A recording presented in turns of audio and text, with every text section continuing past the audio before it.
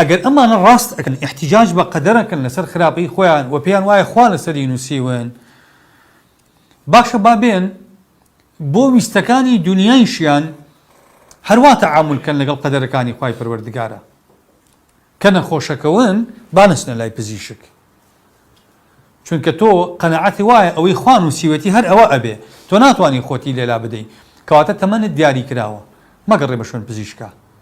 خوا ئەو ئەجەلەیە ئەو تەمەنی کە دیاری کردووە ئەجەل نەهاتە بێ نامریت. نان مەخۆ بۆ چکە تۆ قەنەعەتت وایە هەموو شتەکان بەدەست خوایە، ئێمە وەکو پەڕوان بێدەم باوە، نان مەخۆ لەبەر ساقت نامریت.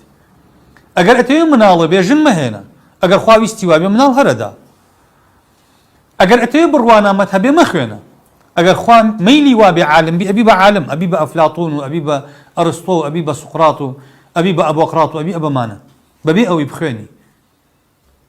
باشە بۆچی ئێمە بۆ شتە دنیاویەکانی خۆمان کابرا ئەچێت تیشێرتێک ئەکڕێ 10 دوکانەکە 10 جار سعر تاقیەکاتەوە 10 تەخمینی عەقلی ئەکا، ئەی بۆ بابەتە دینیەکان ڕوبعی ئەونا کات و سەلیقە و عەقڵ بەخەرج نایە، خۆی تەسلیمی قەدەرەکە، ئەڵێ ئەمە قەدەری خوا وایە کە من ئەبێ لا ڕێبم، ئیتر مواجهەی ئەم قەدەرە ناکرێ.